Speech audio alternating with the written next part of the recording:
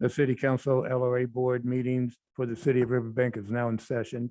Today is September 13th. The time is 6 p.m. Please rise. I pledge allegiance to the flag of the United States of America and to the republic for which it stands, one nation, under God, indivisible, with liberty and justice for all. Great. Father, Lord, we just come before you this evening, and we want to thank you for this great city of Riverbank. Father, we thank you for Mayor O'Brien and this great council that is before us tonight, and all the residents, Lord, that make up the city of Riverbank. Father, I just pray that, Lord, as we share our concerns tonight, that, Lord, our voices may be heard. And at the same time, Lord, as the council weighs the different things that need to be done for this city to develop and grow, that others may experience the greatness as well, that, Lord, we would come to agreement, Lord, even though it might not be the same opinions. Father, as we move forward, we'll just continue to do our part in making this city of Riverbank a great place to live. Father, I also want to lift up all the first responders of Riverbank, Father, that you would continue to watch over them and protect them and keep them safe, Lord, as they make our community a safer place to live. Thank you for this evening. In Jesus' name, amen. Amen. Please be seated. Before roll call, I'd like to give the notice. This meeting will be held in accordance with the California Government Code, Section 54953, Subdivision Echo of the Ralph M. Brown Act, California General Code 54950 et sec, the Federal Americans with Disabilities. While this meeting is being physically open to the public, given the state of emergency regarding the threat of COVID-19, also participate and comment via the Zoom virtual platform. Refer to the last page of the agenda for participation. Roll call, please. Councilmember Uribe. Here. Councilmember Hernandez. Here. Councilmember Barbara Martinez. Here. Vice Mayor Campbell. Here. Mayor O'Brien. Here. There'll be no changes to the agenda. Any council or authority member or staff who has a direct conflict of interest on any scheduled agenda item to be considered is to declare the conflict at this time. Seeing none, we'll move right into public comment. At this time, member of the public may comment on any item not appearing on the agenda and within the subject matter jurisdiction of the City Council LRA Board. Individual comments will be limited to a maximum of 3 minutes, and time cannot be yielded to another person. Under state laws, matter presented during the public comment period cannot be discussed. If you're commenting on similar topics, please do not repeat the comments of others and keep the topics to a maximum of 9 minutes. Do we have any public comments? Vicki? Sure.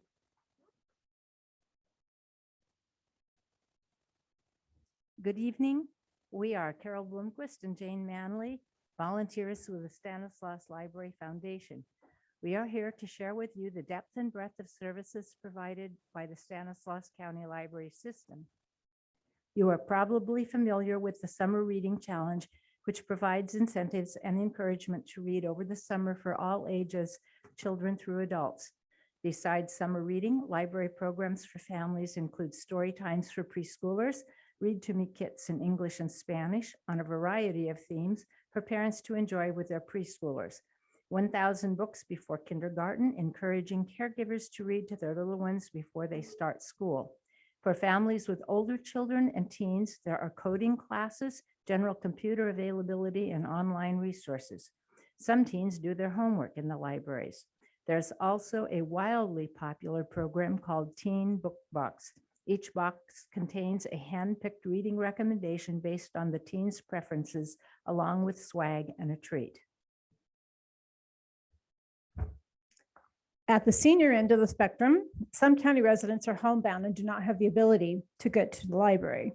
Volunteers in our home delivery program check out books on the customer's wish list to deliver and then pick up later.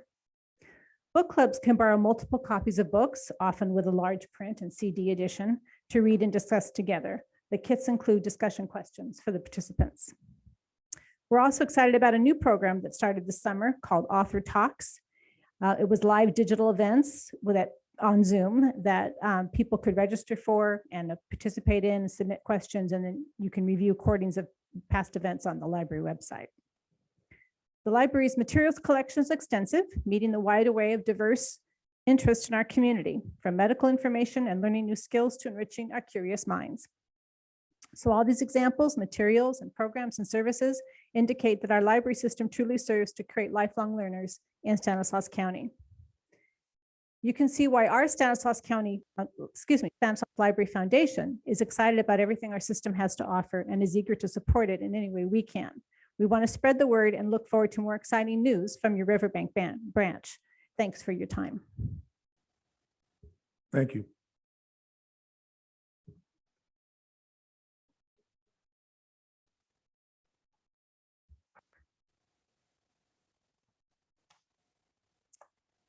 Good evening, council members and Mayor O'Brien. My name is Vicki Holt, and I'm the branch supervisor at the Riverbank Library, and I'd like to tell you about the upcoming events. The mayor is coming to read to our Storytime families next week on Tuesday at 11:30 after regular Storytime. Storytime just started back, and it's going very well. We have English and bilingual story times that alternate Tuesdays at 11 a.m. before opening. The book club is reading The House Girl by Tara Conklin, and the discussion is on Tuesday, September 27th at 4 p.m. We have a few extra copies at the library, so come by and get a book so you can join in our lively discussions. For the month of October, we're setting out a big jar full of candy for a guessing game. Customers can guess how many candies are in the jar, and whoever guesses closest without going over will get the whole jar at the end of October. The library will be open Saturday, October 8th during the cheese and wine. So I'm telling you this so that any regular customers will know, because there won't be any parking. So we're open from 11 to 5 on Saturdays. The next Master Gardener class will be about growing succulents. And that's on October 15th at 2 p.m., which is a Saturday. So come by and learn how to grow and propagate succulents. So all these programs are free at the library, and it's because of our 1/8 of a cent dedicated sales tax that we are able to offer these services. So come by the library and enjoy all our books and such. All right, thank you. Thank you very much. Next, please.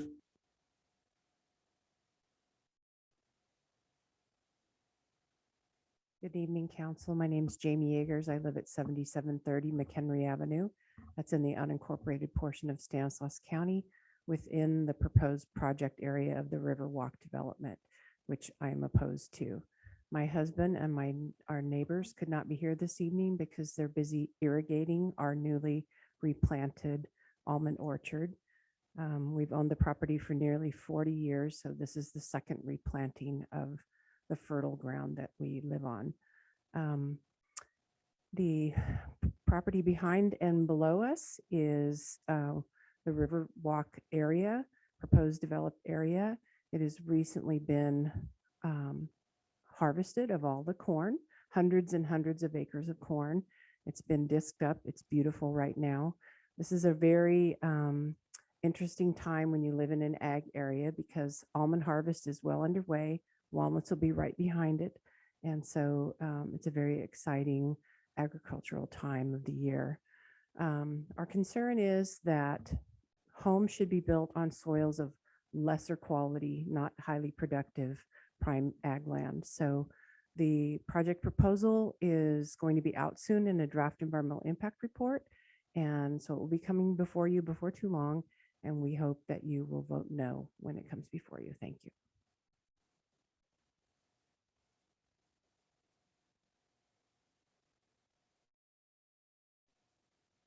Hello, my name is Karen Conrado. I live on Hogue Road, Modesto. also in the Stanislaus County unincorporated area. So good evening, Mayor O'Brien and city council members. I'm here to state that I strongly oppose the Riverwalk project, as you're well aware. I feel that our concerns sometimes fall on deaf ears. I'm worried, I beg you to seriously consider the ramifications of approving this project. Once this land is paved over with homes, it will never recover from the destruction. This highly productive prime farmland, the best in the world, the best on the planet, will be destroyed forever. This vital soil is uniquely created from the granite of the Sierra Nevadas, with repeated flooding bringing rich soil silt to our Central Valley farmland. It'll be no longer to be available to produce foods that feed not only California, but our nation and the world at a reasonable cost. This land brings economic prosperity to our country, the United States of America, by selling high quality crops to the world. As been stated many times, the river bottom is a floodplain. It absorbs the excess water that floods along the Stanislaus River, thus protecting homes and farmlands further downstream. Recent scientific research notes that there is concern for above normal flooding, that we're becoming more at risk for extreme flooding. So I'm asking you to read those articles and research the scientific journals. So know what you'll be responsible for. To keep this short, I'll just mention the other areas of concern: the riparian habitat, the wildlife, the pollution, water, soil, light, air, and the traffic, sewer, water, and other infrastructure needs. Thank you very much again for listening to us. And please oppose this project when you have the vote. Thank you.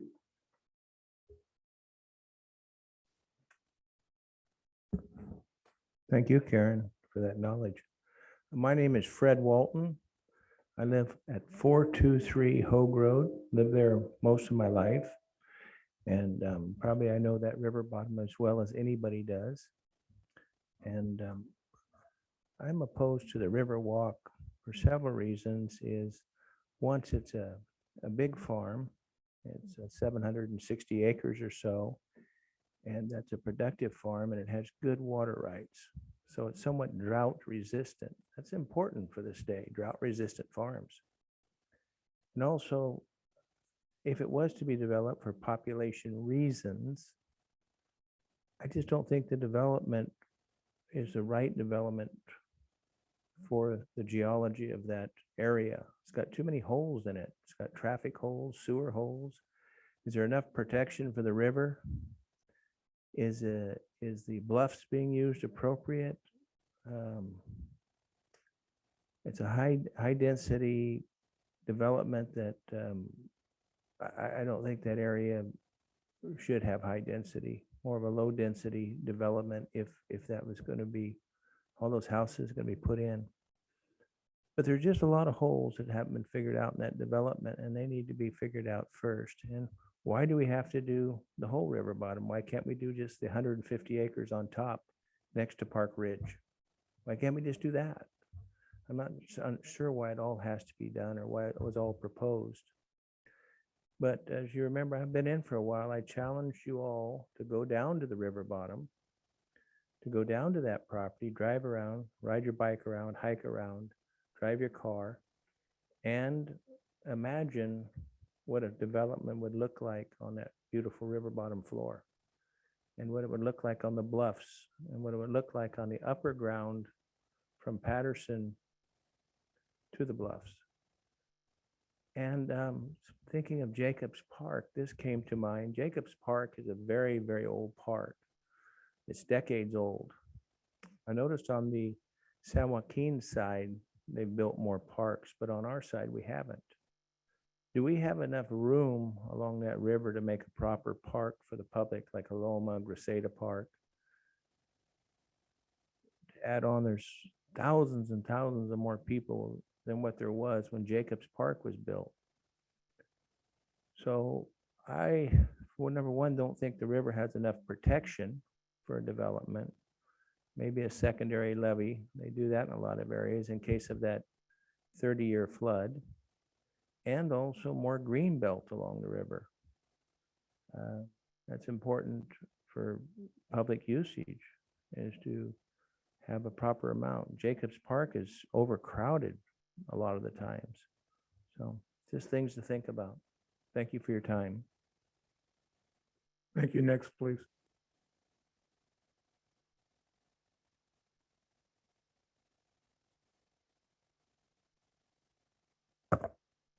Hi, my name is Libby Longstreth. I live in Riverbank. Riverbank mailing address is actually the unincorporated part of Stanislaus County near Park Ridge. And I'm, as are many of my neighbors, deeply concerned about this development.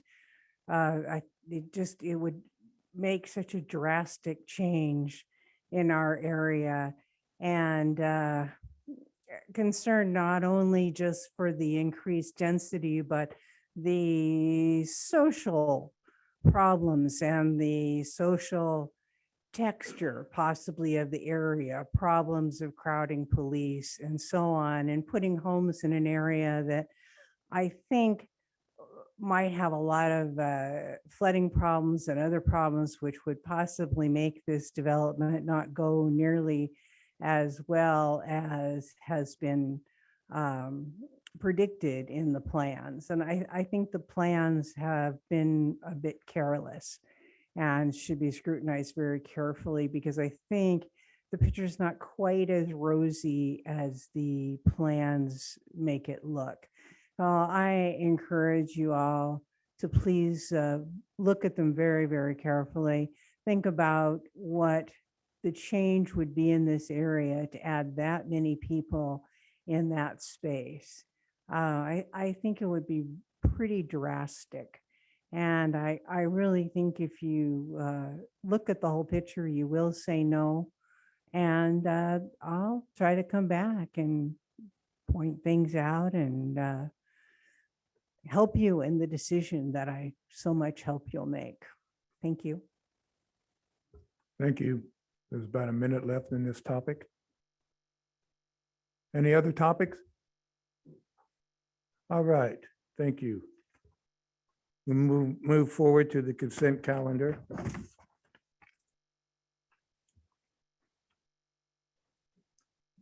Consistent with item 9.1, waive readings, item 9.2, approval of the 23 August 2022 City Council Local Redevelopment Authority Board Minutes. Item 9.3, acceptance of Castleberg Park Basketball Court Project and authorization file a notice of completion. Item 9.4, award the sole source bid for the pool plastering project to Burkett Pool Plastering, Inc. Item 9.5, reject bid for the Oakdale Road Improvement Project and authorize the staff to rebid the project minus the joint trench work. Item 9.6, resolution to approve the employment agreement between the City of Riverbank and Michael Rydell as Public Works Director and interim City Local Redevelopment Authority Director, and authorize the city manager to execute the agreement. Do we have any comments on the consent calendar? Do we have anyone from the public wishing to speak on any? Bring it back for the council for consideration. I'll make a motion to approve the consent calendar as is. We have a motion to approve and it's on the consent calendar. Roll call, please. Councilmember Uribe, Yes. Councilmember Hernandez, Yes. Councilmember Barbara Martinez, Yes. Vice Mayor Campbell, Yes. Mayor O'Brien. Yes. Motion passes 5-0. Public hearings, item 10.1, introduction, first reading of the ordinance amending section 50.10, method of collection of rates by the city, section 50.11, payment, section 51.02, sanitation sewer permit billing procedures, section 51.03, rates and charges, 52.62, payment of bills, section 52.65, deposits, and section 52.66, disconnection for late payment of the Riverbank Municipal Code, Resolution adopting a residential water shutoff policy under SB 998. Good evening, Mayor and City Council members. This item is in response to specific legislation adopted by the state of California. And Tammy Alcantor, our Assistant Finance Director, will be providing the staff report. Okay, good evening, Mayor and Council. Thank you for listening to me tonight. As indicated by City Manager, the former Jerry Brown signed SB 998, the Water Shutoff Protection Act, at the end of 2018. The purpose of the act was to provide additional procedural protections to residential water customers before the discontinuation of water service. The act is codified in the Health and Safety Code and expands on existing procedural safeguards contained in the Public Utilities Code and Government Code relating to utility services, service disconnections. SB 998 applies to all urban and community water systems and requires public water service providers to adopt a policy on discontinuation of water service for non-payment and make it available on the city's water website. Water service providers must adopt a policy that includes the notice procedures prior to the disconnection, a plan for deferred or alternative payments, a formal mechanism for a customer to contest or appeal a bill. Written notices must be made available in English, Spanish, Chinese, Tagalog, Vietnamese, Korean, and any language spoken by at least 10% of the people within the service area. Specific protections for customers who qualify as low income, which include limits, reconnection fees, and interest charges for discontinued services, prohibits discontinuing services where there would be a serious health or safety threat to the customer from suspending water service. The proposed policy establishes the city's approach to termination of residential water services for non-payment with all the SB 998 required elements. It does address a plan for deferred or alternative payment schedules for residential water bills, a process for a customer to contact or appeal a bill, a telephone number for a customer to contact to discuss payment options to avoid discontinuation of service, and notification procedures for the termination of residential water services following a 60-day period of delinquency. So our past practices have been that our water bills are issued on the first of each odd month, and then they're due the last day of that month. Our late charges are assessed on the first business day of each even month. And then customers are notified of the assessment of late charges, and that includes a 10-day notice of disconnection. At least 10 days after late charges, delinquent accounts will be disconnected. I should say would be disconnected. We haven't been doing disconnections because we don't have this policy in place. And then during COVID, we were not allowed to do those water disconnections. Customers are required to pay their balance in full and the reconnection fee to reestablish the water services. So an example of what our timeline looks right now for our customers is if our bills went out on May 1st, they would potentially be disconnected for non-payment on June 14th. With the new policy and guidelines that were set by SB 998, our bi-monthly bills will continue to go out on the first of each odd month.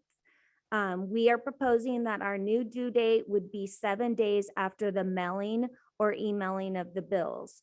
That would mean on the 8th day, it would begin the clock of the 60-day delinquency. Late charges would be applied to the accounts that are not paid by the close of business day on the 35th calendar day after the bill is issued. This, in essence, is applying late charges in almost the same time frame as our current schedule. So any customers that have set up auto payments, they still wouldn't incur any late charges, even though we're changing the due date. If they pay it now on time and they follow that same payment schedule, even with the new schedule, they're not going to get those late charges, even though we've changed that due date.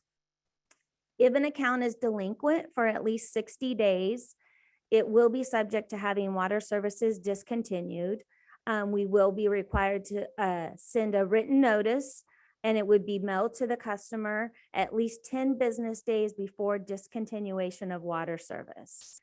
If that 10-day written notice is returned through the mail as undeliverable, then the city must make attempts to contact the customer via the phone.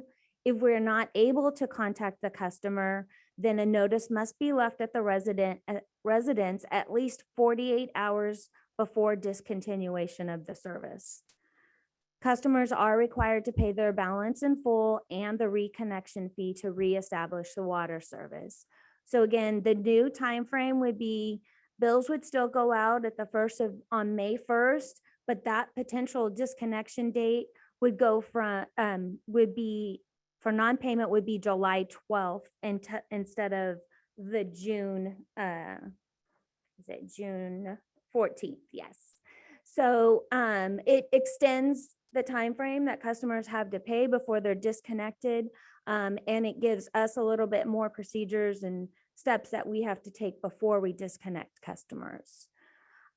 Customers may avoid service disconnection by contacting the city 7 days after the mailing of the written notice regarding discontinuation of service. They can request an extension for payment not to exceed 6 months after the balance was originally due, an alternative payment schedule or amortization not to exceed 12 months after the balance was originally due, and customers entering into the alternative payment arrangements must remain current on all water service charges accruing during subsequent billing periods. So if their May bill, they ask for a payment arrangement, their July bill would need to stay current during that payment arrangement. If a customer fails to comply with the payment arrangement, the city will post a final notice of intent to disconnect at the service address 5 days before the disconnection. So that's covers the policy. We are gonna, we do have proposed changes in the ordinances to comply with the policy. So chapter 52, we're amending to change the disconnection of water service to occur after a bill has been delinquent for 60 days. And the proposed policy and the deferment of waiver of payment for a water bill. Proposed changes to chapter 50 clarify the rates for the city's solid waste services are set by resolution and establish a deposit requirement for solid waste services of $40. And the proposed changes to chapter 51 clarify the city's current late penalty of 10%, establish the sewer rates be adopted by resolution, and a deposit requirement for sewer services of $100. So currently, the city only collects a $60 deposit for water services from new customers. The proposed ordinance would change that requirement to the deposit for $100 for new customers with the sewer services and $40 with solid waste. It also incorporates the ability for customers to provide a credit reference from another utility provider to have that deposit waived. And deposits are, initially taken to ensure that you get that final payment. So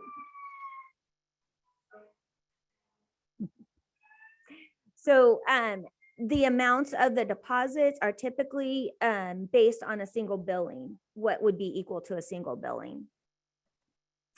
So that is the end of the presentation. So I can answer any questions or take any comments from the council. I have a question, Tammy, Uh-huh. and I discussed this with our city manager and just want some clarification from you. Say you have a situation, I think that it's a great thing. It's been like 40 years since we've done anything, but I'm thinking about, say you have some people, a body of people, they lose their job all of a sudden, they can't get on unemployment right away, and maybe for 2 or 3 weeks, et cetera, and they need a way to pay things. how do we handle that? Is there someplace in the state they can go to get funds for that, or the county, or? So right now there is called LIWAP, which is a low income housing program that is offering some supplemental monies for residents that have a past due balance on their accounts. We've had I think 3 payments that have come through that currently. That is in my draft notices to go out to the residents. That's identified in there. Their other thing would be to request the extension of their extended payment arrangement. Okay, thank you very much. Mhm. I have a question on timing. You said May 1st and then delinquent possible shut off is, Would now be July 12th. okay, May, your billing, okay, you bill on May 1st and you expect delinquency now, it would be 1 June. Delinquency currently would be, yes, 1 Yes. June. With the Mhm. modified program, it would be delinquent technically 8 days after so on the 9th. But Yeah. we would not assess any fines or any penalties until the 35th day. So Okay. although it's delinquent, we would not assess any penalties on that 9th day. We would wait until the 35th day before we assess any penalties. Okay.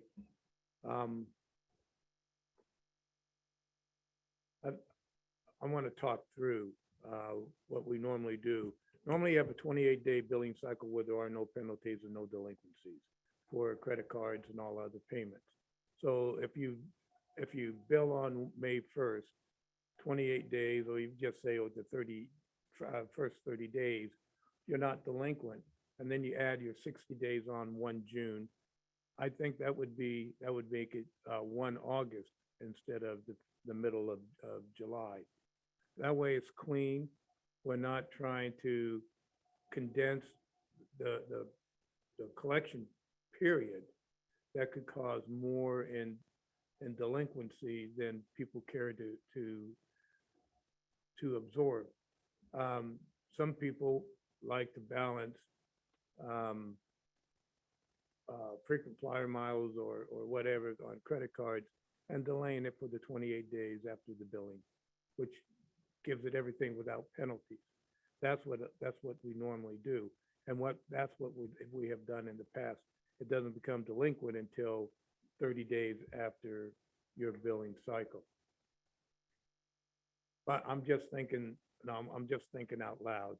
When I read that, I go, I don't know if we need to adjust from what you've stated. We've given 15 more days, but that's not in the intent of the law, I do believe. Tom, what is your take?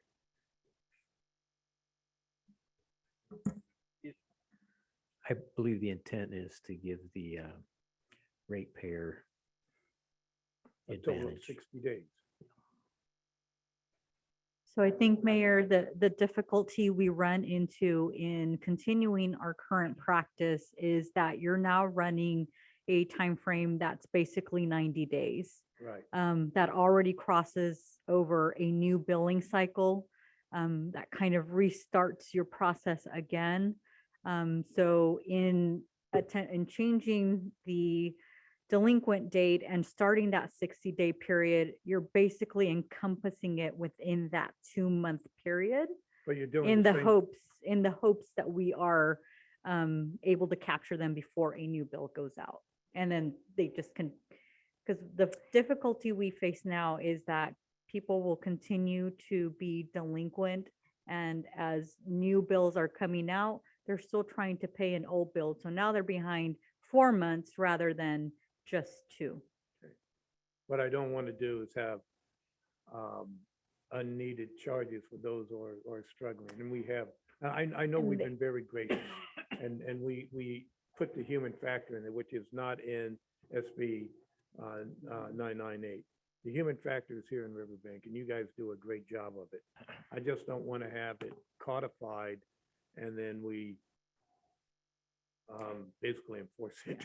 Well, So- and So if a customer now gets their May 1st bill and they pay it on the last day of May, the last business day of May, they don't incur late charges. With the proposed schedule, it would be the same. They still wouldn't get those late charges. Although the due date is technically 7 days afterwards, the late charges are still going to, it actually gives them, the proposed schedule gives them more days to pay before the late charges are incurred. They actually have like an extra 5-day grace Yeah. period that we've given them.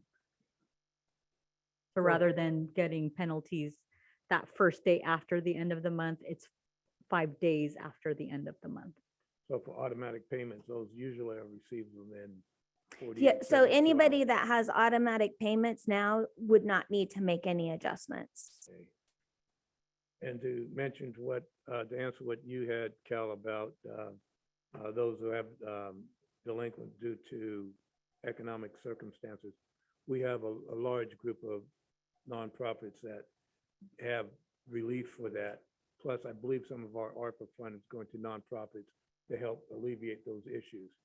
So we are, we haven't done that yet. So we can't say that that's what we're going to do, but we're going to consider that later on today. Okay, but, yeah, So do we have any programs for our seniors that would be able to, use some kind of fund or something from the city? So our seniors Scholarship. will still have the ability to apply for our utility rate assistance program. At this point in time, there are sufficient funds available to be able to continue to take applications on an ongoing basis as we have. So staff has been very proactive as residents come in to sign up for services, or as new residents are coming in, that they let them know about the program. So we have had continual applications received. I just want to make sure that we do mention that there is, help out there Yes, from the city. correct, yes. Thank you. all right. This is a public hearing. Any public comments, please? You have to come up here and speak. It's more about what you said there. You're the mayor, right? I am. Okay. I'm new here. I just moved here about 2 years ago. Your name, please? Bill Brooks. Okay, Bill? About paying your bills. A lot of people struggle and barely make it every month. So I'm not one of those guys. I'm lucky right now. But when you get in that predicament, there's gonna be a lot of people struggling. And so I like your idea of giving them the 60 days instead of the 30 days, just in case. But that's all I got. And Mr. Brooks, as she said, I'm not gonna get a conversation. Yeah, I'm just gonna reiterate that we put a human factor into it at the Okay. same time. all right, okay, So As as some long as people there's struggle. communication, okay. Beautiful. thank you. Norma, is there anyone out in the Ethernet? And we have someone with their hand up. Speak, please.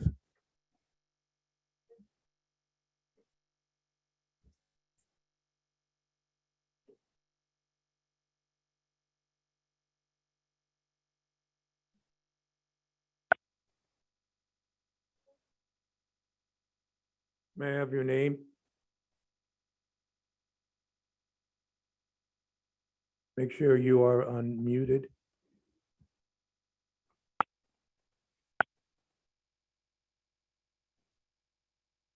Thought I heard a dog.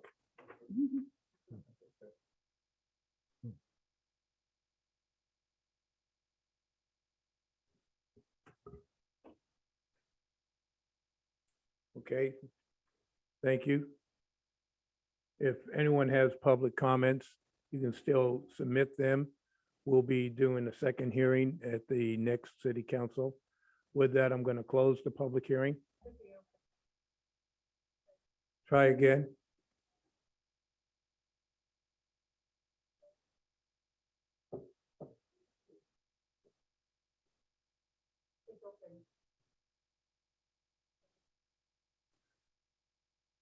So if you're on Zoom and want to make comments, have waved your hand or raised your hand, you can comment now.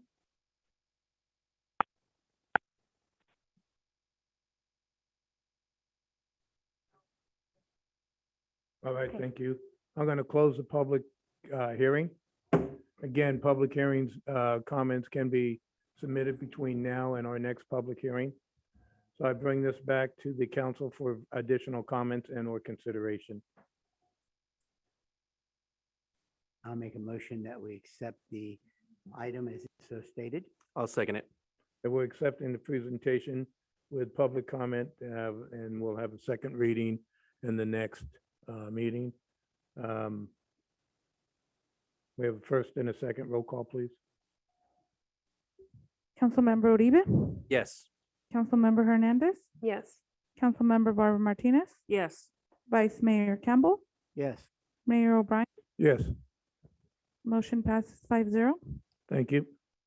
Item 11.1, resolution authorizing the application and adoption of PLHA plan for the Permanent Local Housing Allocation Program. Mayor, it looks like we have a resident trying to call in with a public comment. Would you like me to take the call? Yeah, take the call. Good evening. This is the Riverbank City Council meeting. Can you please state your name? Evelyn Albert. Go ahead, Evelyn. We can hear you. I have a couple of questions on your, this last item you just did. Go ahead. Okay, first of all, to clarify on the resolution to change the rates, that goes underneath the Prop 218. Rate increases are still required to Yeah. go through a Proposition 218 notification. But that's not Okay. what it This, is. The we are other not thing is, proposing a rate increase. It's under your payment of bills, be it sewer, water, whatever, and you can look on page 8 under the water one if you want to, 52.64. And it has to go along with the mayor's comment regarding being delinquent. Okay, it says that the bills are, of course, they're bi-monthly and due and payable upon receipt and shall be considered delinquent if not paid 7 days after mailing. Now, on our bills, there is a date for when they read the meters. There is a date for the service date for 2 months. There is no mailing date on it, so there's no way of knowing when it was mailed. Even if it's mailed, goes into the mail through the post office, it finally gets to the ratepayer. The city's closed 3 days a week, sometimes 4 of the holidays. How are we gonna make payment in 7 days so we're not delinquent?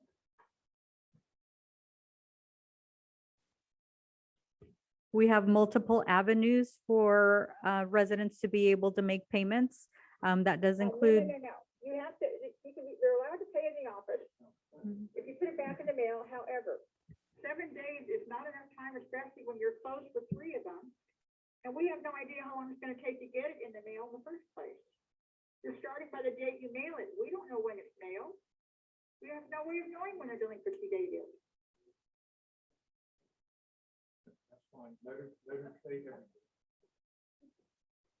Evelyn will comment after you finish all your comments.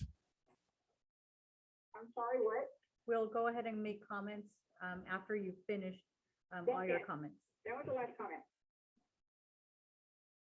Thank you. I'm done. All right. The residents still have multiple avenues to be able to make payments. We do have that available online. What I'm saying is you, We're not having discussion. She's answering your question. or delinquency is fine. Thank you, Evelyn.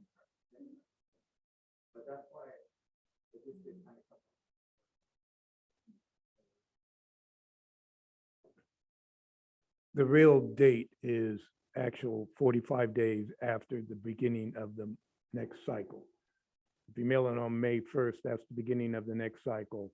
And whatever you said, the 14th of the following month. That's her current cycle. That's the current, That's the current cycle. Okay. The new So, cycle would be, so May 7 1st, days. if it went out May 1st, then late charges wouldn't go on till 35 days after that. So it would be June 4th or 5th, whatever the business day is. So no that's when. matter what, everyone knows they have a bill Mm-hmm, due coming 1 May, and they usually have until the end of the month. Now it's the 5th of the next of month, the yeah. next month. Correct. Does that meet well, does that meet the spirit of the law, not just the intent? I think it's more generous. Okay. Oh, you've already made your comments. Yeah. Thank you. And the bills will have the date on the bills will match the mailing date. And it will also identify the due date and when late charges will be applied. And have we ever not worked with a resident? No. Good. All right. So if you somehow mention where the drop dead date is, I don't know how you're gonna put that information out, but it's out there. Well, I think your drop dead date for most of your customers of concern is going to be the late charges. So that's the 35 days after the mailing date. That's going to be the most important date I think that customers should be aware of. And then the disconnection date is approximately 68 days. And all of those dates are adjusted depending upon business days, because we want to make sure that we're giving them, sufficient time to make it into the office. All right. Are open. Okay. And yeah, we are open, yes, when those dates are. Okay, thank you. All right, we've already at 11.1. So Mayor and council members, this item is regards to the permanent local housing allocation grant that the city of Riverbank applied for 2 years ago. The first 3 years of funding were dedicated to Ward Villas. That was the 2019 funding that we have received. The request today is to be able to apply for the 2020 and 2021 funding in conjunction, which would close out this project in total for Ward Villas. In 2023, I would then come back to you to request the 2022 funding, as they are a year behind. And at that point in time, the city has a variety of projects that we have identified that we would want to be able to use this funding on. That includes transitional housing, housing rehab, as well as housing acquisition and rehabilitation. So that program actually would allow us to purchase a home, rehabilitate it, and then either turn around and use it for transitional housing or to be able to sell it to a first-time home buyer. So today's action is just simply your authorization to apply for the 2020 and 2021 funding. Are there any questions on item 11.1? Of the funding that we received for 2019, was our rate of usage? Did we use 100%? 100% has gone towards the Ward Villas project, and all of the 2020 and about 80% of the 2021 funding will be used to satisfy all of the costs that have been submitted to date. Very good. That is what I like about these programs. Thank you. No other comments? Any public comment? Norma, is there any public comment on Zoom? All right, I bring it back to council for consideration. I'll make a motion to approve item 11.1. I second. We have a motion to approve item 11.1 and a second. Roll call, please. Councilmember Uribe, Yes. Councilmember Hernandez, Yes. Councilmember Barbara Martinez, Yes. Vice Mayor Campbell, Yes. Mayor Brian. Yes. Motion passes 5-0. Item 11.2, resolution of concurrence and support for the Community Development Block Grant Consolidated Annual Performance and Evaluation Report, CAPER, for fiscal year 2021-22. Good evening, Mayor and Council. This item is being presented at the request of the Stanislaus Urban County Consortium, of which the City of Riverbank is a partner with. We do have a sign-in sheet that we would like to request for members of the public to sign, so thank you for signing that. The Consolidated Annual Performance Evaluation Report is an annual report that is required to be submitted to the Department of Housing and Urban Development, and it dictates all of the progress that the consortium has made on the projects that are being funded with our community development block grant allocation.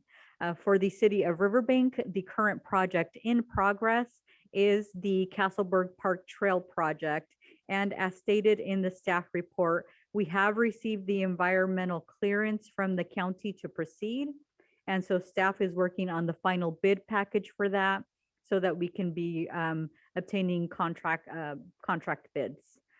So the goal is to rehabilitate the entire trail at Castleberg Park and then be able to add ADA access to that trail, as well as add some exercise equipment along the way. And so tonight, all we are requesting is that council adopt a resolution which would be in concurrence of the report that's being submitted to Housing and Urban Development. I'm available for any questions. Do we have any questions? Are there any questions or comments from the public? Seeing none, I bring it back to the council for consideration. I'll make a motion that we accept the resolution as so stated. And I'll second. We have a motion to approve and a second for item 11.2. Councilmember, Yes. Councilmember Hernandez, Yes. Councilmember Barbara Martinez, Yes. Vice Mayor Campbell, Yes. Mayor O'Brien, Yes. motion passes 5-0. Item 11.3, resolution approving the American Rescue Plan Act spending plan.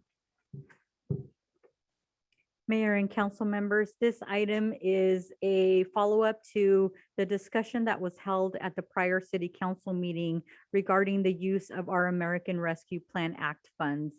Norma, if you could enable screen sharing, I can.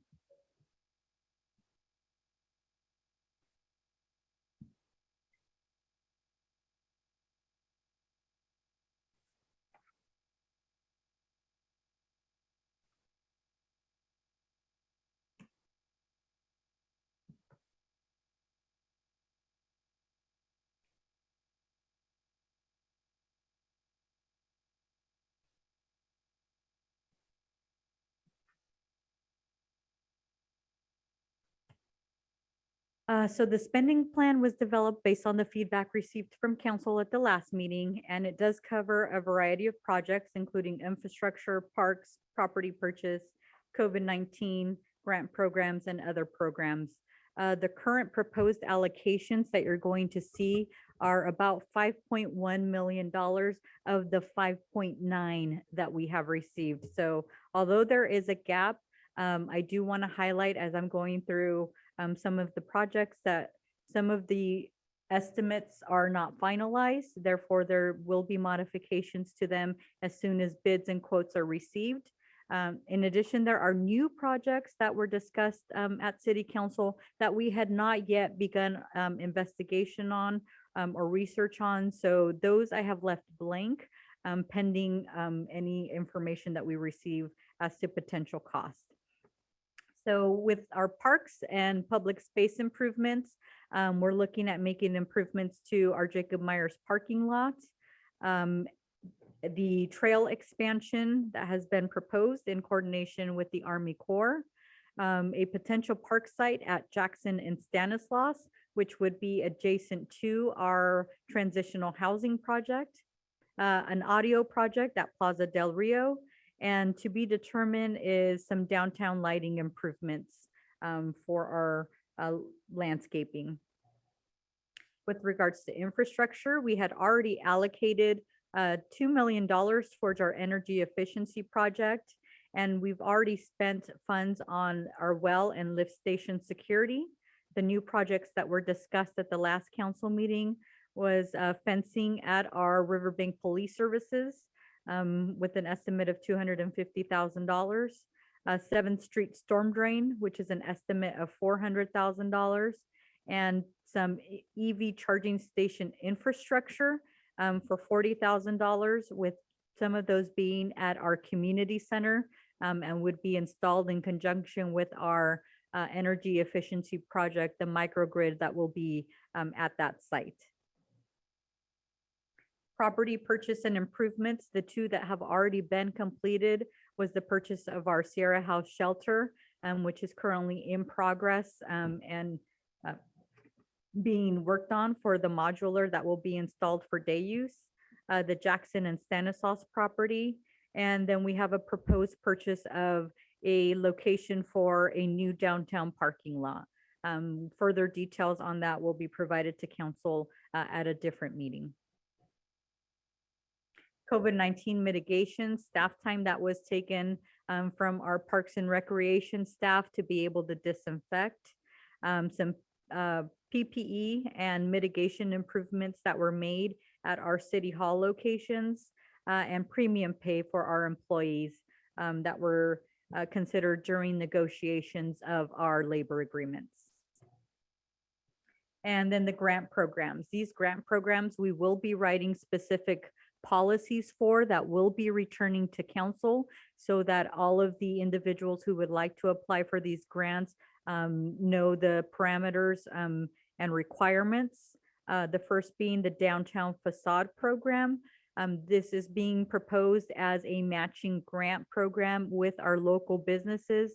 Please note that downtown is not only our downtown core, which would be on Santa Fe. Downtown also encompasses Atchison Street and a few areas on Patterson Road, as specified in our downtown specific plan.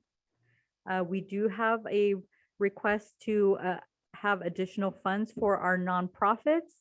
And so we will be reopening our nonprofit grant program that we did during our CARES funding. So we will be issuing that to our local nonprofits.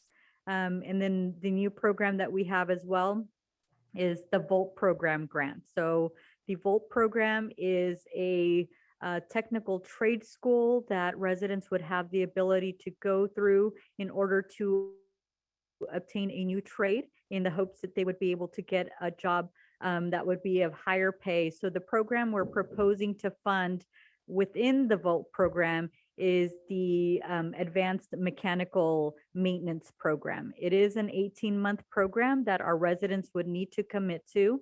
And the proposal is that we would have 5 grants available to residents and then 6 grants available to graduating seniors who live within the city of Riverbank. So we would open that up to not only students of Riverbank Unified or Riverbank High School, but also Enox High, Bayer High. And then I have been told that we do have a few students who actually go to Gregory High School as well. So we want to make sure that we open this program up to all of our schools who service Riverbank seniors. And then a turf replacement program was discussed. We currently still have funds available within our existing turf replacement program. And then we want to make sure that if any state grants become available, that we would apply for those first. And should not we be unsuccessful in obtaining additional grants, then we can go ahead and allocate additional funds through turf, through this particular funding source. I do want to note that what I hope that we will continue to be able to do is to continuously fund this program through our water funds as we have been this year. That will provide a sustainable funding source moving forward. And some of the other projects that we are looking into and that do not yet have costs associated with them is a social media, public information branding for us, and translation services for all of our important city documents and any forms that we may have. And so that is the end of my presentation. If there's any questions on the proposed spending plan or any additional programs that the city council would like us to consider. Although we still have a balance outstanding of $775,000 approximately. As a reminder, there are still some projects that we need to actually bid and get quotes for. And so then we can fine tune those numbers, and that'll give us a more realistic idea of what the remaining balance will be. From there, the city council will then have the ability to either provide additional funding for some of these programs or be able to explore other programs that we may still have in mind. Okay, thank you. Questions? Got a couple questions. So I would be very cautious, as with the facade program that's kind of encompassing the whole downtown specific plan. The downtown lighting improvement probably falls into that same category. So I would be cautious about using the ARPA fundings for that. I would really like to see the facade program move forward.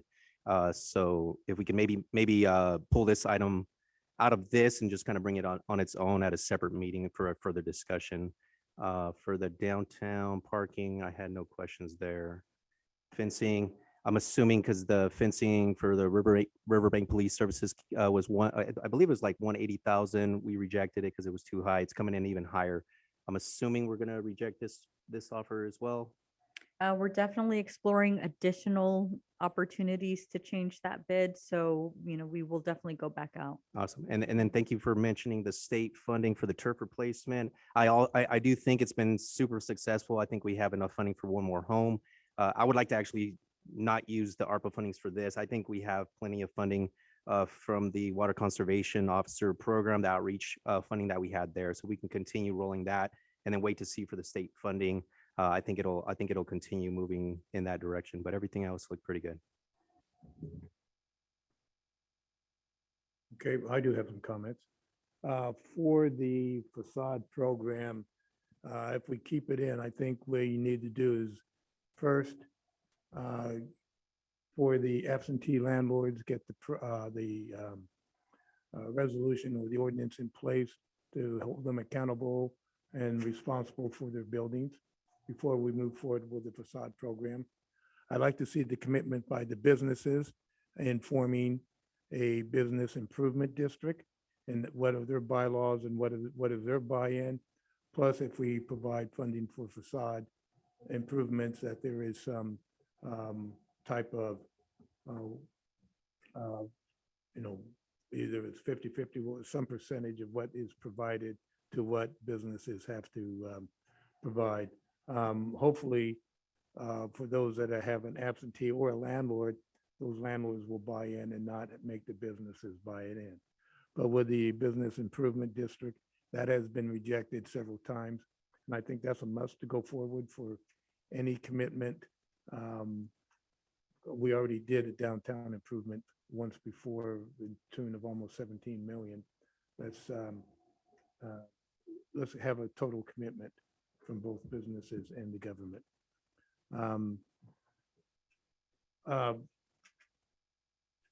For the fencing, I'm a little bit at the odds. I believe the fencing, no matter what, needs to go in there one way or the other. If we don't have the fencing, we're just having a, inviting an incident to happen. There are times every once in a while you'll read in the bi-weekly that someone had to be shooed away from the cars in the parking lot. But I don't want to see that to be one of our daily routines. And then again, there has been some acts against police officers that can be copycatted quite easily here in Riverbank. So those are my 2 cents worth. I agree, the turf replacement, let's see what the state has, and maybe use some other type of funding. We don't need to put that towards it. Now for the parking lot. Not only do we want to put some funding towards it, we also have some money set aside for every time someone doesn't have a parking space, we charge them a pretty good penny, and we should have a pretty good lump sum in there. What we need to do is not only buy a parking lot, but figure out how we're going to have a feature parking as we continue to attract businesses downtown. Saturday was a day that was quite busy downtown, and that's going to continue as long as we continue our efforts. So I know we have a specific plan. Let's see what we can do with that specific plan and move forward. With that, go ahead. Yeah, first of all, I agree with the mayor about the parking lots. I think we need to have them because we're growing with more businesses down there, and the recipients are coming in, need a place to park. Secondly, I also agree with him on the fences around the police station because this is just kind of crazy world and we need to protect those people that are trying to protect us. And as the mayor said, I agree with him 100%. As long as those fences aren't there, could stop somebody from just in a bad mood coming in and just doing something that we would all regret. So thank you very much, Mayor. All right, do we have any public comment? Norma? No public comment, bring it back to the council.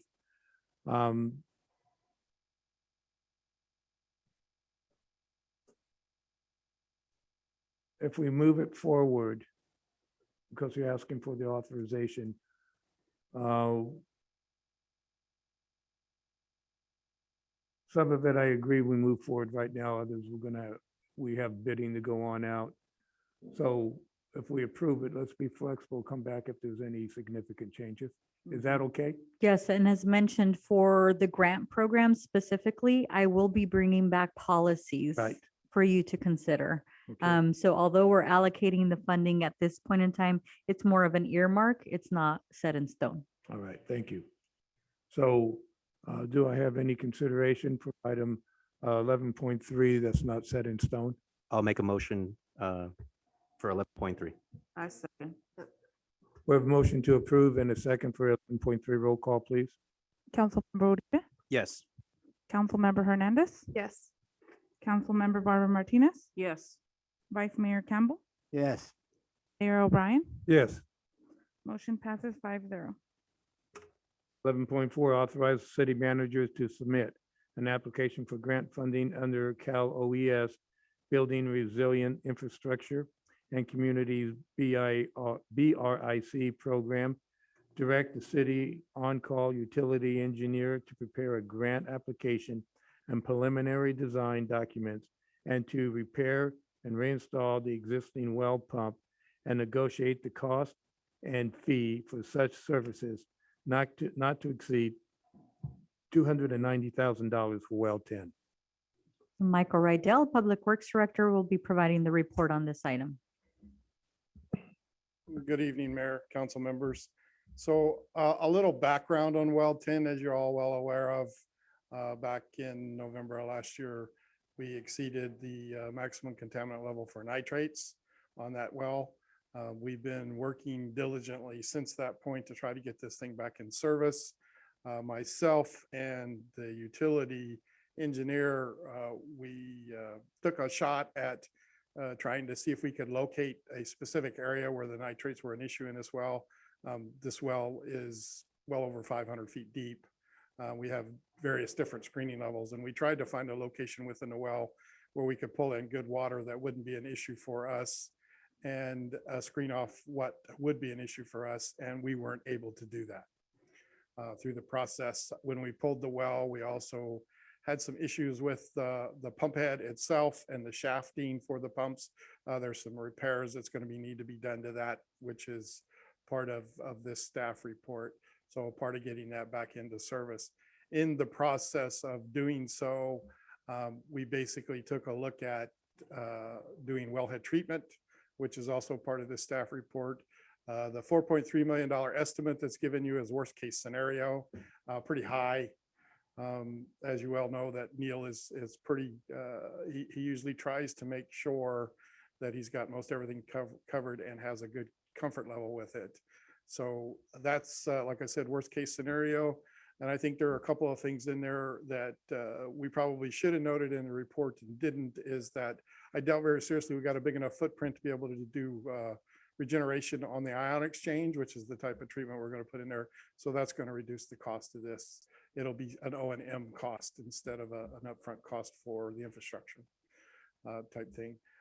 But at this point in time, we were, meaning myself and KSN were successful in getting some information on trying to apply for a grant through Cal OES, which is this Building Resilient Infrastructure and Communities, or BRIC grant program, which will enable us to hopefully get somewhere between 75 and 90% of the cost to do this. Also, we may have the opportunity to recover some of the costs that we've already put into the well to try to find good water. We've been communicating with the state, obviously, all along on this about the issues that we ran into, and they've been working directly with us and trying to resolve this. This particular well is cited at this point in time is a very large well. It's one of our big producers. It's capable of 2,200 gallon a minute. And so with that not being in service, this last go around through this hot weather, I kept my water staff hopping to make sure that we didn't have any pressure issues going through that whole process. And we've probably spent a considerable amount of money in overtime just to make sure that didn't occur. And we were successful at it.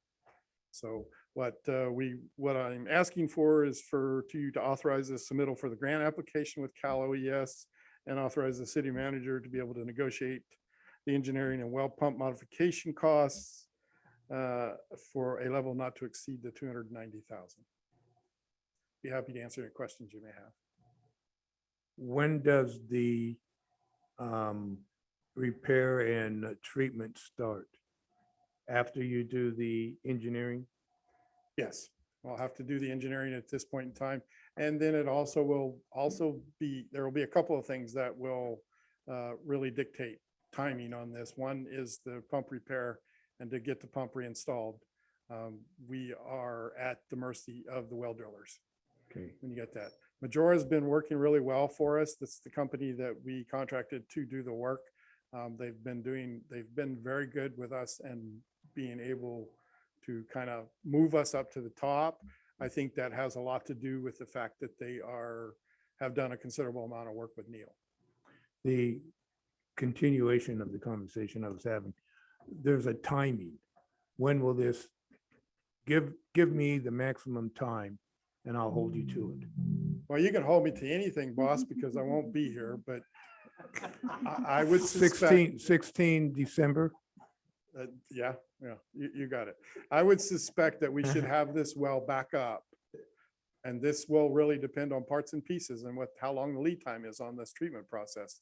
We should be able to have this well back up before we get into the midst of summer next year, meaning July, August. Okay. Where is your relief? I'd like to have him. I haven't seen him provide- yet, boss. I'd like to have this is very important. Yes, sir. Okay, He's in and the this is- process of being hired. Okay. They are. What I would like is at least every third city council meeting, we know exactly what's going on, not only with well 10 plus, but the rest of our water system, because we don't need to be caught by surprise. The grant application, how the process is going on that. And I'm concerned, well 10 was our biggie and someone put it in a place to moved it where it should not have been moved because they have a Panera. No, and I agree to that fact, but up till this point, as you know, I've been here close to 11 years. We didn't have an issue. And I truly believe the issue that we ran into with that well is because all the dirt work that was done for Crossroads West, we had all that trenching, open it up, all the storage of the cow manure for many, many years over there moved around. And then we got that 3 inches of rain in like 24 hours. And I really believe that that's what initially caused it. So I was really of a mind that we should be able to get it clear. But obviously I was wrong in that aspect. You had me believing. Yes, sir, I did. I had myself believing it too. So I have a question. So we actually dug deeper, right? Trying to see if there was no nitrate in the water, right? It wasn't a dig deeper. The well already existed to those depths. We have different pumping levels. Let's take it this way. You got a big tube in the ground and that tube has screens where you can draw water into it at various different levels. So what we did is we went in at different levels within it. We would block off the other levels and try to pull water in from a certain level. And then as we're pulling it in and pumping it, we were testing it for nitrates at the same time, hoping we could find something in the single digits, 5 or less. Our MCL is 10. So we obviously didn't want to take a chance with 7, 8, or 9 type thing. So we were looking for something and we weren't able to find it, which was a surprise to me. I was fairly certain that we would be able to, but like I said, I was wrong. Okay, and so we're talking about cleaning the well. That's Right. already been done. All of that has been done. The well has been cleaned and chemically treated and scoured. Now, part of this, I think 170 some thousand of this 290, well, probably less than that, is part of putting the well back together, meaning putting the wellhead, the pump itself back in and all the shafting to connect it and actually lowering the well, taking it to a different depth, where we did find less nitrates, but still not enough. So, because obviously the lower number we can pump, the less we have to treat. Right. So we did also took a look at, just so you're aware of, looking at blending this well, but the closest well to this well would have been Novi. And the piping cost would have been a lot more than the wellhead treatment. So could this issue happen again? Yes, ma'am, it could. It can, huh? One of the things that we will give us a good indication is we already have under contract with driller to drill that new well for Crossroads West. We'll drill a test hole. And once we drill the test hole and pump it, it will tell us whether we're going to face issue with that well too. I suspect that we probably will. But we don't know how Unfortunately, long. because when you push out into ag land, this is a gamble you run, right? Mm. Okay, thank you. You're welcome. What is the treatment? Ion exchange is what they're proposing. I know you know what that is. The rest of you probably don't. No, I have it at home. It works well. Yeah, right. So, Okay. All right. Any other question? Any questions from the public? Seeing none, I bring it back to the council for consideration. I make a motion to approve item 11.4. Let's get it done. I'll second it. I second they get it done. We have a first and a second. Roll call, please. Councilmember Uribe, Yes. Councilmember Hernandez, Yes. Councilmember Barbara Martinez, Yes. Vice Mayor Campbell, Yes. Mayor O'Brien. Yes, Motion passes 5-0. 12-1, staff report.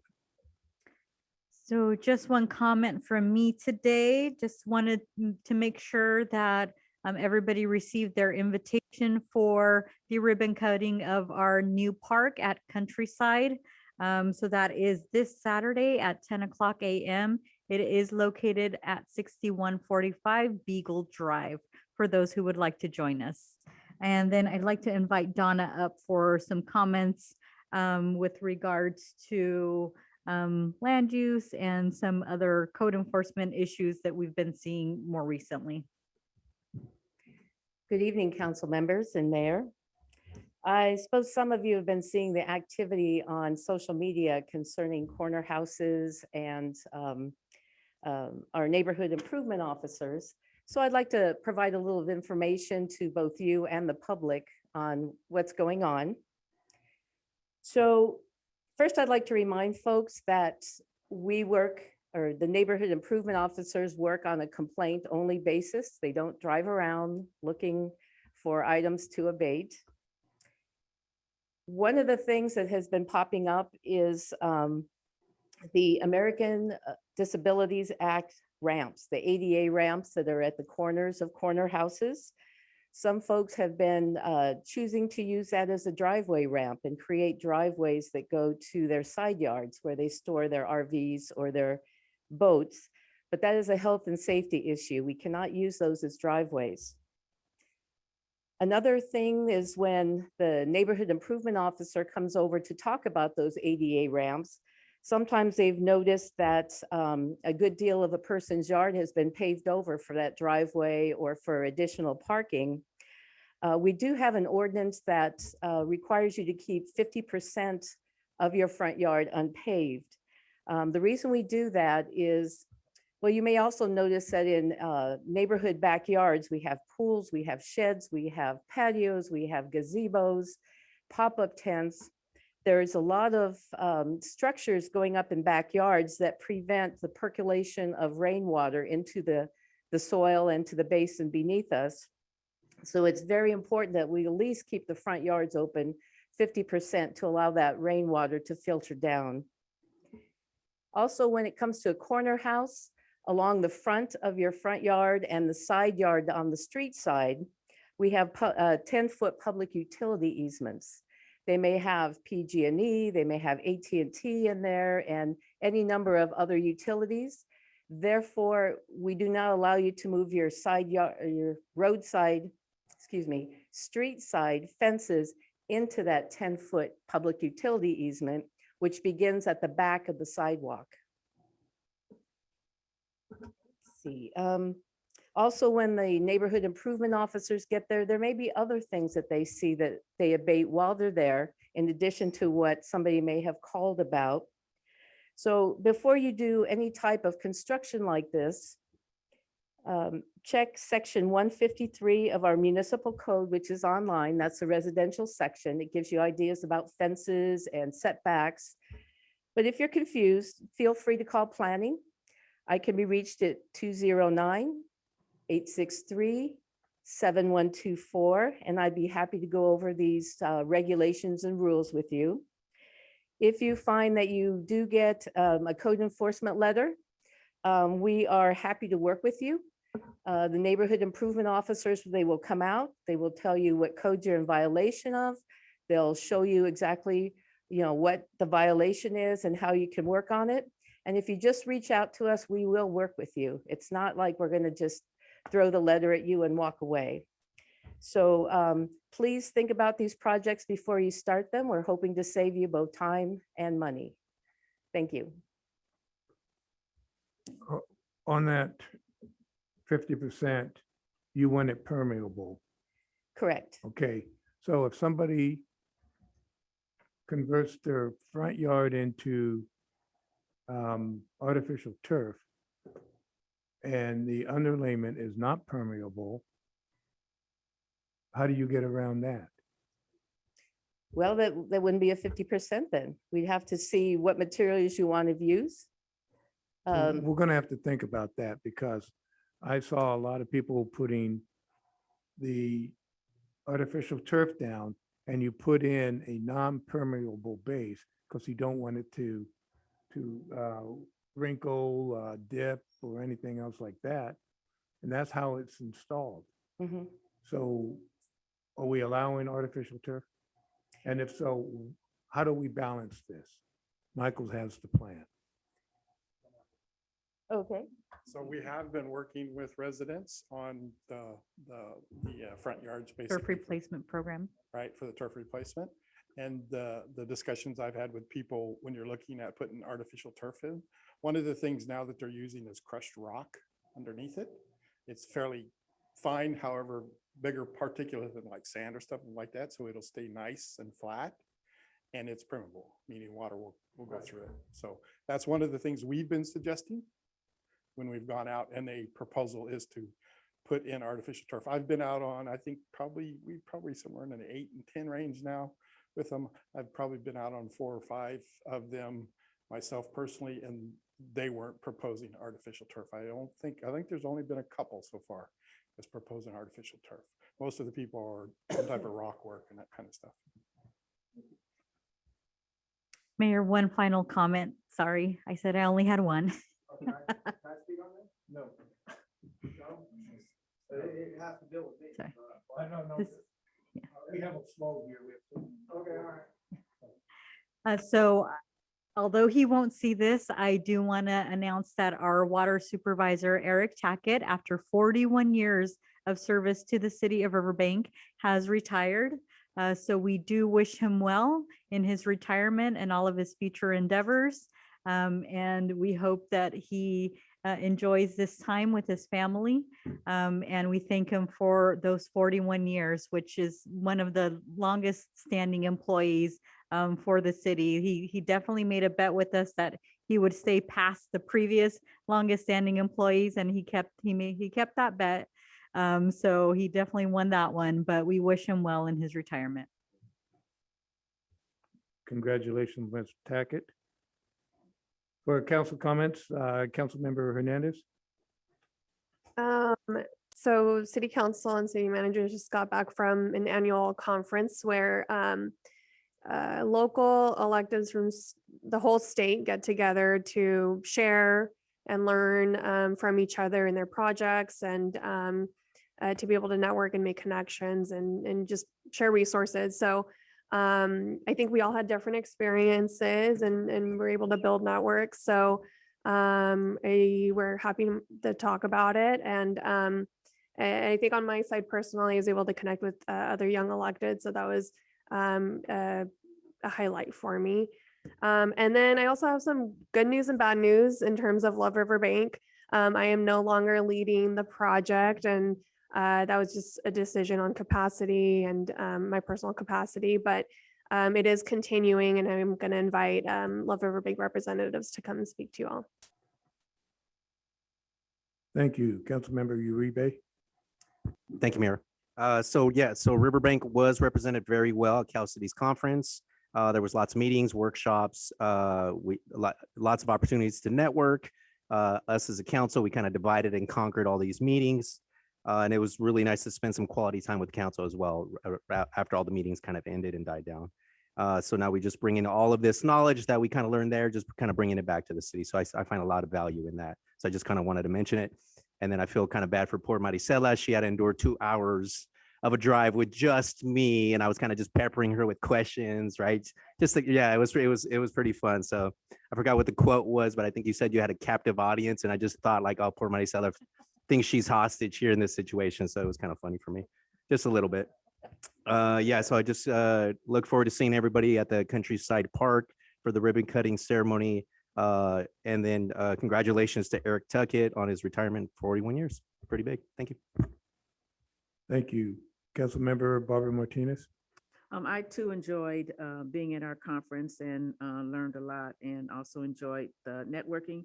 And I will be attending our Shaw meeting tomorrow, and our city manager will be represented there by giving a presentation of what Riverbank, we get a chance to boast and to let everybody know what we're doing for our homeless population and all of the great strides that we have made thus far.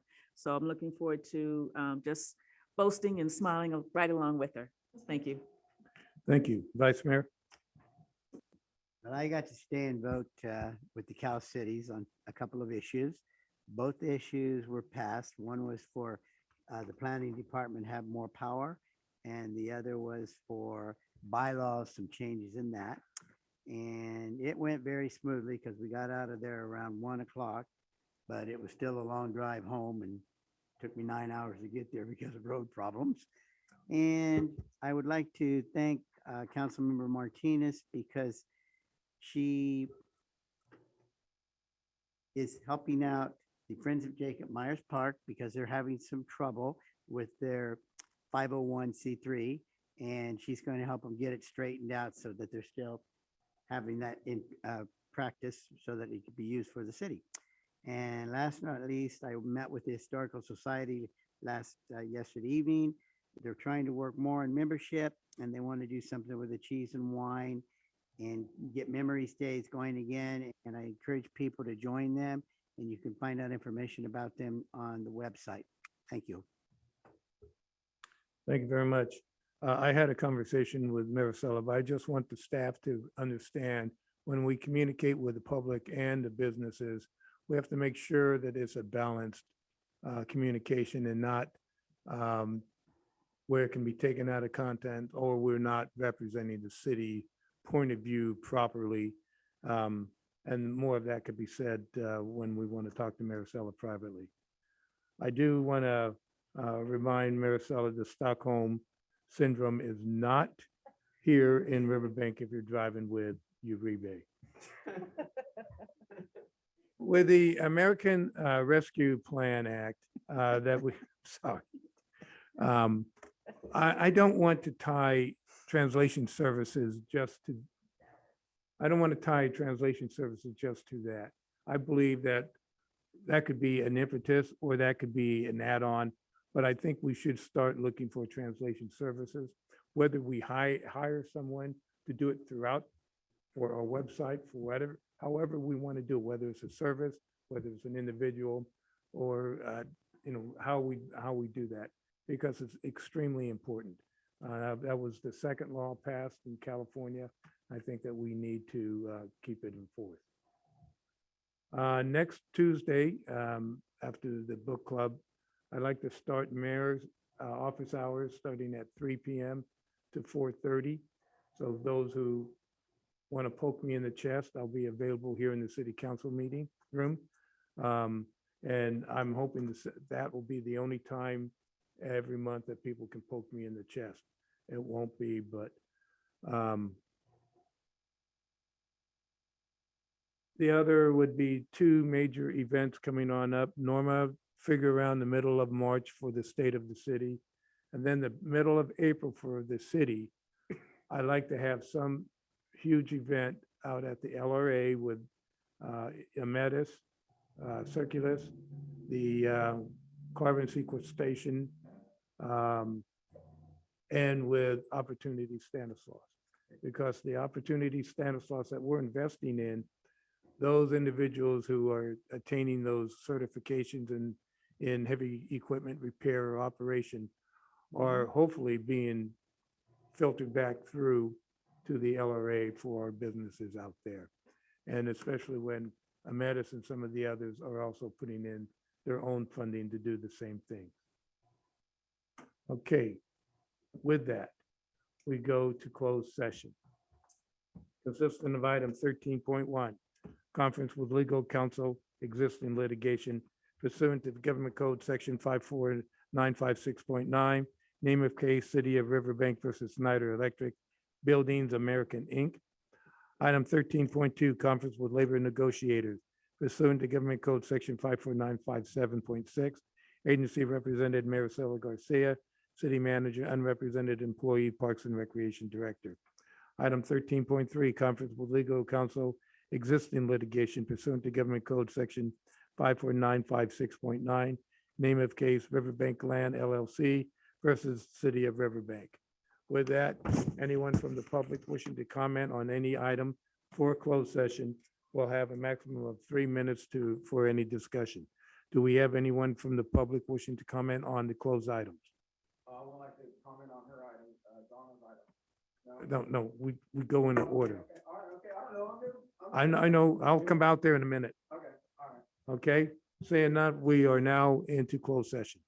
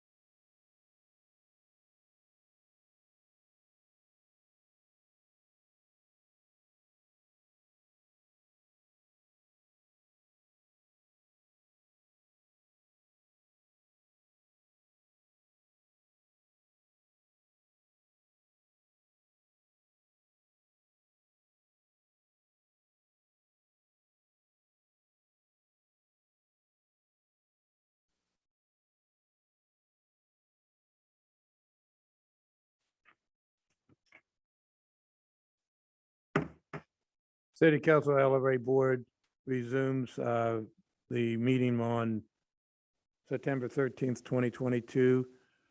Item 14.1, report from item 13.1, conference with legal counsel, existing litigation. Direction has been provided to staff.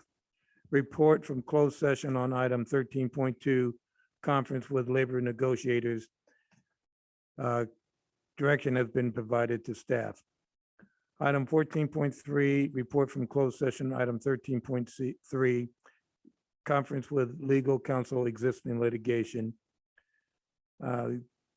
Direction has been provided to staff. The next city meeting will be held on September 27th, 2022 at 6 p.m. This meeting is now adjourned.